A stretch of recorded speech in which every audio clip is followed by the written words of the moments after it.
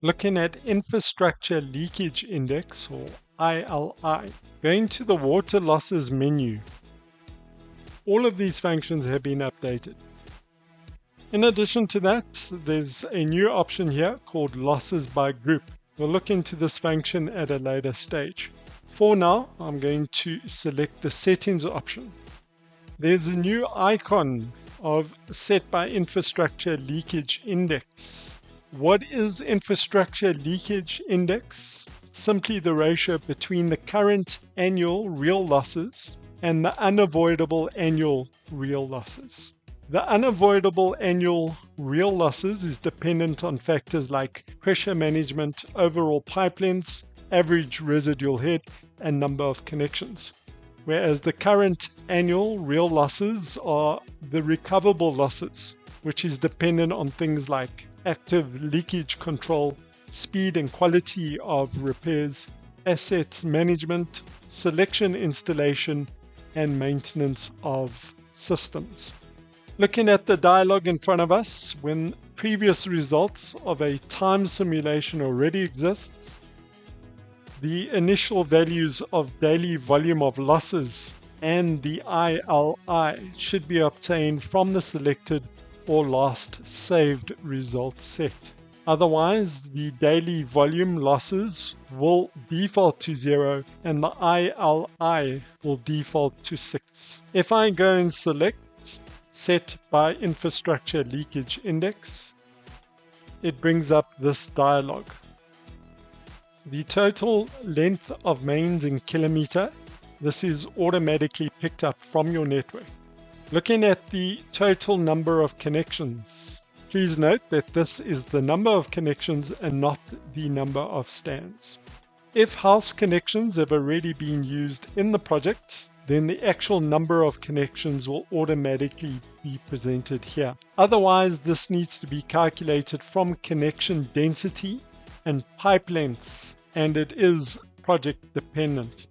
When single connections are exclusively used in your network, only then will the number of connections be equal to the number of stands. In South Africa, we normally utilize double connections, where one physical connection normally supplies 2 stands. There is a lot of literature that you can read up more about this, particularly from Planning and Design Guidelines, section J413.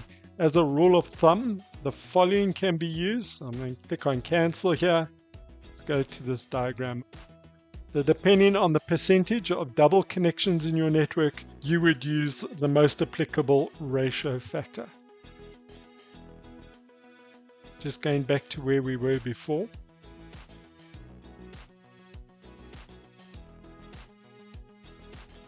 This project has 20,241 stands, of which 80% are double connections, therefore using a ratio factor of 0.556 to give us the total number of connections of 11,254. Number of connections per kilometer of mains. This is automatically calculated by taking the total number of connections and dividing it by the total length of the mains. Average connection length beyond property line in kilometers. In South Africa, the water meters are placed just beyond the property line, so as a default, it is 0.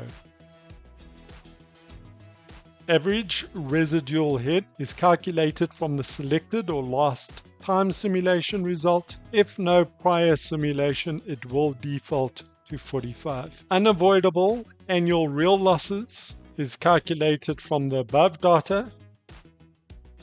Infrastructure Leakage Index, this is inputted by you, the designer.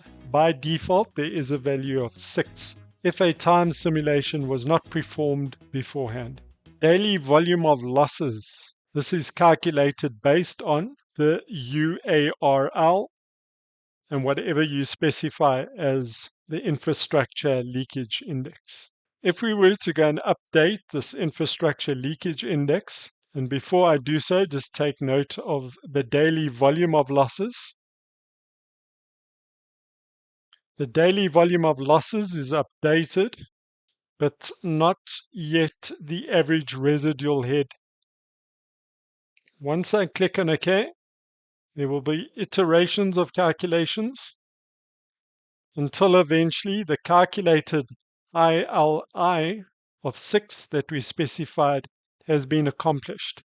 If I go back to set by infrastructure leakage, the average residual head, the UARL, as well as the daily volume of losses have been updated.